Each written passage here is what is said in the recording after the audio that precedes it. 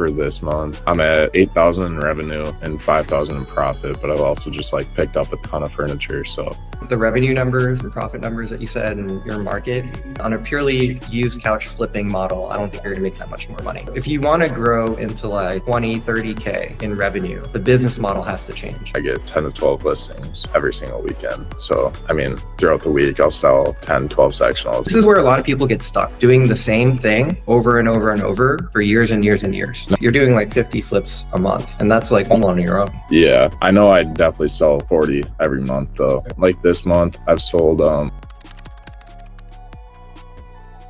How would you describe the market out there? I mean, it's good. I definitely stretch out a lot farther than lacrosse though. So I'll have like, if you're looking at the map, like I'll have a lot of deliveries to like Eau Claire area and then Toma area. It's like a really like wide stretch. I wouldn't say it like narrows down to lacrosse, but it's pretty good out here. Okay, cool. Yeah, actually, now that I'm looking at the map, I am somewhat familiar with the area. I drove through like Wisconsin Dells. Oh yeah. Like my hometown's right over there by the Dells. Okay, cool. So you'll drive out to like Wisconsin Dells there, Rochester a lot, but yeah, I get most of my furniture in Minneapolis. So I'll take like a 32-foot enclosed and I'll just go fill that up on a weekend, and that's how I get all my furniture mostly. I see. Okay, cool. How long have you been flipping? Probably about 3 years. I've only been like serious for like the last 2 years. Got it. And so it's full time for you. And is it you and your brother? So yeah, my brother, he's doing it down. He just got a warehouse in Middleton, so that's where he's at right now. But yeah, we run two separate businesses basically, but we're under the same name. Okay. And is it the same business then, or just the same name? But like we split like all of our finances and stuff. So like whatever I make is mine, and then whatever he makes is his type. And so your warehouse is 3,800 square feet out in La Crosse, and then he has like a separate thing going on in Middleton. Yeah, so I have a 3,000 square foot warehouse in Toma, and then I have an 800 square foot like mini warehouse here in Onalaska, which is like 10 minutes from you. Got it. All right. And what's revenue looking like for you? Revenue, like on average, it'd be like 12 to 15 roughly. Okay. And then profit, like gross profit, I'd say like 8 to 10, somewhere in there. It depends, because like I'd say gross profit's probably closer to 11. I write down like, say I go and buy like 2,000 worth of things, I'll put that under my expenses. So I don't really know like my exact number. Like right now for this month, I'm at 8,000 in revenue and 5,000 in profit, but I've also just like picked up a ton of furniture. So it's like kind of weight. Okay, understood. I mean, if you haven't already started tracking using the sales tracker, I recommend it. It's going to give you more accurate numbers and using a spreadsheet, and you just don't have to think about it. Like I know people like to set up their own spreadsheet and it's convenient, but there are standards around how you should be looking at the financials of your business. And if you just log transactions in the sales tracker, is going to take care of a lot of that for you. And especially if we're doing like coaching on an ongoing basis together, it is useful because it gives us a common reference point. I can just pull up your sales tracker and we can interface directly there. Yeah, I'll start doing that. I saw that I would do it, but I already had like a spreadsheet that I made and I didn't really want to throw it away. And then, I would transfer over like the past like 2-3 months of data. The other thing that's going to happen in the latter half of this year is we're going to start offering financing to our customers. We're coming out with a website product. So you can get a website through us. And then, obviously, if sales are happening on your website, we'll be able to see that. If you're tracking sales and using our listing tool, we pretty much have a very comprehensive view into your business in terms of financials. And this will allow us to underwrite you and give you access to capital. So compared to going to like a traditional bank, you can get a loan directly from Ivy. Okay. Yeah, that sounds good. Yeah. So, the way we think about our business nowadays is it's a comprehensive growth platform for flippers. You come in, we have software tools that you can use that help you source, help you list, build your own website, and then there is the community and coaching aspect. So if you need to tap into like resources, either other flippers or some of the mentors in our group, whatever blockages you're facing, like should I move into this space, should I buy this trailer, like all of these things we've seen happen in the past. Right. And so we have the context and experience to kind of give you advisory along the way. And then finally, our inventory opportunities. So we have individual returns. Granted, in your market, it's going to be a lot slower. Just being straight up with you, La Crosse, Wisconsin. I'm not sure if I've seen anything in the past month or two in that market. Yeah. But and so the more promising opportunity is around our trailers. So we have bulk trailers that we can consign to you and also sell outright. And the consignment is typically a good option because you don't have to put capital up front, right? Like you don't put up any cash receive the trailer. We even cover the freight, and then you sell through the trailer for what you can. Our benchmark is around 30% of retail. So if you're much lower than that, then that's probably going to raise a red flag. But you sell through it and you keep 40% of revenues. And this can be a good way to expand the inventory that you have access to, especially if you have space available without tying up capital. And then if you're doing well with the consignment trailers and you want margin improvement, then you have the option of buying the trailers outright. And so you can get, you can basically make more money, but it's de-risked for you, right? Because I think you said you do B stock? No. No? Okay. So let's say you're to do B stock, right? And you've never done it before. Well, you're putting up $5,000 to $10,000 to get a trailer from B stock, and there's risk there. I mean, other people have done it, so the risk is somewhat mitigated because you can talk to those people, see what they've gotten. But each trailer from each distribution center is going to be a little bit different. And then, on trailer by trailer basis, there are differences, right? And so there's a learning curve, and you're going to have to actually receive probably a couple trailers to really wrap your head around, like, how do I process this? How do I make money on it? How do I, effectively distribute it, right? And if you're doing that with your own money, well, let's say things are slow, that ties up capital for months on end. Whereas if we can consign it to you, you can kind of learn and experiment without having that come down on your cash flow. And so you can figure out the business model, right? How do I process? How do I list? How do I sell effectively without tying up cash? And then if it goes well and you have established the model, now you can put in your own dollars. And in the future, we'll even finance it for you. No, I was looking into that. I was just seeing that everything's down in California. So I'm like, the delivery fee to get that delivered all the way up here is going to cut huge into the profits, Mm-hmm. So our most popular product is interior define. And that's because it's really good condition, popular styles, neutral colors, typically like we're talking mid-century modern, and at an affordable price point. Like, people can buy a sectional from interior define new for like $4,000 to $6,000. Let's say that's the range. And so that product is really popular. 75% of it originates from Southern California. The other 25% is in Greensboro, North Carolina. And so I would say that's within shipping distance to where you're at. I mean, in the realm of like $2,500 in freight. Yeah, like that wouldn't be horrible. I was just seeing everything's in California, and that'd be like 5,000-6,000. I don't know. No, we have interior defined product coming from Greensboro. But I would say it's about 25% of the overall opportunity there. Do you have cash on hand? Like, how much liquidity do you have banked up? I don't know, like 20 grand. Okay. That's in the realm that you could get a trailer from us, but it's going to deplete your cash reserves. So I would say you're going to be more comfortable in like the 40 to 50 range to get at least an interior defined trailer. Yeah. What are your plans for scaling this year? How do you plan on growing? I wanted to get like a cleaner around the place. That's what I've kind of been moving towards. I've been having like friends up here helping me every now and then, but I want to get like a guy in like part-time plan, just 20-25 hours a week. That's something I need to do.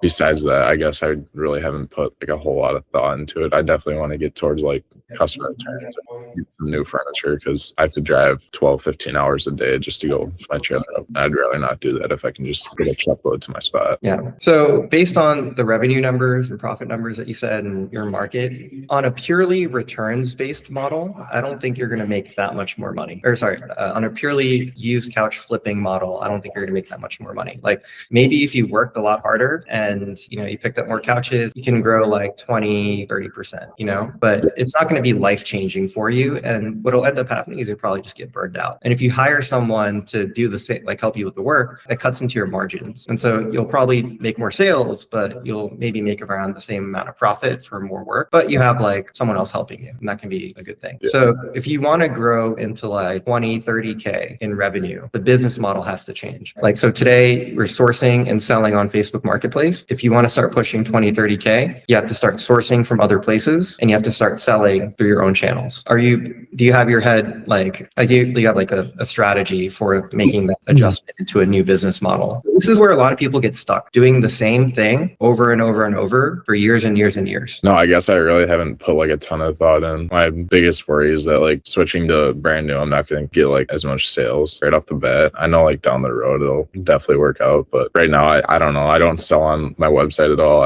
I'm purely on Facebook Marketplace. So I'm like worried that I'm gonna go like plus the sectional brand new for $1,600 and like no one's gonna want to pay that because they're looking for a deal, you know. This is the challenge. This is exactly the challenge, right? If you want to grow your business to the next level, something has to change. You can't just keep doing the same thing that you've been doing, but more of it. There's a ceiling there, right? I'll say for 90% of people, your ceiling is right around where you're at, right? You're making $10,000 a month on Facebook Marketplace. It's pretty good. But if you want to go to a level beyond that, the business model has to change. And like, it's actually pretty different than the current model. And so you have to want it, right? Like you have to be prepared to make that shift strategically in the business and understand that it's going to be a learning process. And you have to keep the old thing going. You have to keep the flipping model going because that's what makes you money today while you start transitioning into new business model, right? Like if you stop making that 10 grand a month, it's a problem. And then over time, if you transition, but you give yourself like 6 to 12 months to transition into the new business model and you still get the 10 grand a month from the used couch flipping, it's a good thing. Yeah, I definitely need more space than if I was going to do that route though. My warehouses are full. That's surprising to me because 3,800 square feet should be more than enough to sustain a couch flipping operation making $10,000 a month. And so that suggests to me that you have too much shit in inventory that you're not clearing out. Yeah, I mean, that I would say, I mean, I go every weekend and I get 10 to 12 listings every single weekend. So, I mean, throughout the week, I'll sell 10, 12 sectionals and it's all right back in. Really? So, like, how much stuff do you have in inventory right now? I think I have 25 listings right now. Oh, my phone died. Great. That's the product you have listed, but how much do you have in inventory? Probably about like 30, 35. I still got stuff I need to clean and post, but I'd say 30, 35. I have everything like kind of staged up, right? So I guess I could save a whole lot of room by standing stuff up and stuff like that. But I have a lot of people like walking in and out. So I like to just have it like storefront ready. Oh, okay. I understand. So it depends on how you have things laid out and how you're making your sales. So if you get walk-ins and you're doing like a showroom type deal, then it's not going to be as space efficient. Yeah, no, I could definitely like start standing stuff up and clear out half my space, but I just like to have it like staged up, ready to go. So wait, you're making 10, 12 sales a week. You're doing like 50 flips a month. And that's like almost all on your own. Yeah, like I'll have a cleaner, but I wouldn't say it's 50. It's probably, I don't know. Let me check my spreadsheet. I know I definitely sell 40 every month though. Mm-hmm. Let's go back to a previous one. Like this month, I've sold 20 sectionals already this month. Mm-hmm. So I'm on track. Usually I try to hit like 40. Got it. Okay. So your business, like you must be getting stuff for like $0 to $100 and then you sell it for $250, $300. I'm usually 100 or like 100, $200, but I'm usually buying stuff like something like that. The numbers don't add up. So let's say you're doing 12,000 in revenue. Yeah. And then you're doing 40 flips. That means your average sale price is $300. So like this month, I guess almost everything I've bought has been under 300. Sectionals for 100, going for 700. And then like, there's like some that'll go 100 to 350. And then I got like free to 150, free to 195. I guess it's kind of like a mix. I haven't really like ran the numbers on average everything out, but where I try to sit at is like 200, 300 and flip it for 600. That's where I try to sit at. But I guess, it's kind of all over the place now that I'm looking at it. This is why we should use a sales tracker because it'll just make it much easier to dig into. The rough numbers you gave me, let's say 12K revenue, 40 flips a month. If you just divide the two, it's $300 its average sale price of $300. If you're making $12,000 a month and you're doing 40 flips a month, 12,000 divided by 40 is 300. So I guess like there's some flips in here that are under that, and then there's some flips that are way over that. I guess it's just like kind of all over the place. Because I mean, when I fill up my trailer, I try to just get as much as I can. So I'll go pick up like a regular couch and stuff like that. So I guess that could throw it all over the place. But ideally, I would like to pick it up for 200, 300, and flip for 600. That's like my goal, I guess. Got it. Well, fill out the sales tracker, and we'll dig into those numbers together at a later point. And then we'll get to the bottom of that. Let's talk about 2026, right? You've been doing this for 3 years, 2 years seriously. What are you trying to accomplish? Hustling money. I definitely want to have like a storefront, like multiple storefronts. That'd be like the ideal goal. I don't know, just build a big business. I don't really know. I haven't looked into like that. Okay. Got it. I mean, it's clear enough. You want to grow, right? Yeah. You want to grow. So the contrast here is like some people, we talk and they're like, you know what? I've been doing this. I have a nice like process. Like I know how to get couches. I know how to clean them, sell them. And I make $10,000 a month and I'm happy doing what I'm doing. In fact, like I don't want more stress. I kind of just want the business to remain consistent, and I can make a little bit more money. Great. But I don't have this ambition to really grow. Like you want to grow. Yeah. I mean, that's kind of why I found you guys and I got on this, because I've been doing the same thing for 2 years now. And I guess like lately is when I've really been starting to like wake up and be like, all right, like I got to change something. So that's kind of why I got in with you guys. Absolutely. And that's what we're here to do. So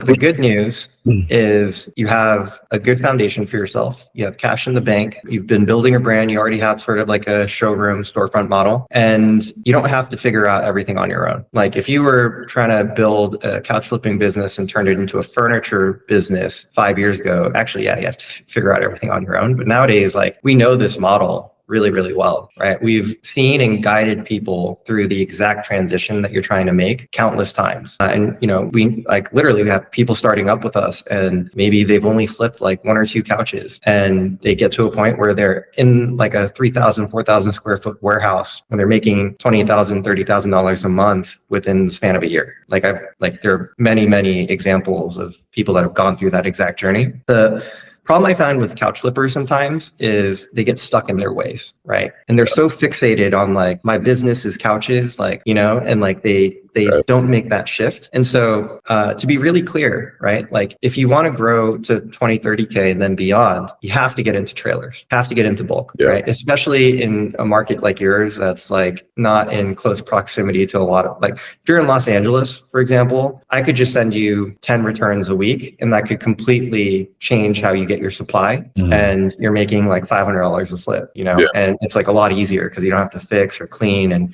they're just ready to go, their brand name and et cetera. But you're in La Crosse, Wisconsin. It's just, you're not going to have access to that kind of inventory, but you can get trailers, and you don't have to get trailers from us. I think there are benefits, but you could buy B stock. You can get trailers from us, right? We can consign you trailers. I think that's probably going to be the most natural fit for you, is we get you set up with a consignment load. And then you can like experiment with different types of inventory, but it doesn't tie up capital. It ties up space. So you're going to have to get into trailers, and you're going to have to start building a brand using you have your website, doing marketing, not just posting listings on Facebook Marketplace. You have to keep both things going at the same time, but starting to actually establish yourself as a brand. And so the difference is how people are interacting with you. Right now, people interact with you transactionally. So you post a couch on Facebook, they're like, oh, I like this product. Let me message this seller on Facebook, and then the marketplace imbues trust in the transaction. I can look at this guy's profile. I can see his reviews. He's a reputable seller. There's a good price on the couch. Let me go do business with him. When you market yourself as a business, it flips the direction of the interaction. So instead of looking at the item and then interacting with the seller, they're evaluating the seller. They're looking at the business and they're like, okay, there's this guy in my town and he has affordable quality furniture for sale. I don't know exactly what he has for sale unless you're running a sale and you're like marketing specific items, right? But they're coming to do business with you. They're coming to do business with you. They're coming to buy from your business, right? And then once they and so then they reach out to you or they walk into your showroom. But to wrap up the thought here, people walk into your showroom and then they're selecting from the inventory that is available. So if you want to transition from flipping to real business, you need to get different sources of inventory and you need to be able to sell that inventory on your own 2 feet. And this is actually a radically different world than flipping things on Facebook Marketplace. If you're curious about how to do this and you want to learn more, click the apply link in the description below to learn more about IV Industry. We're here to help you.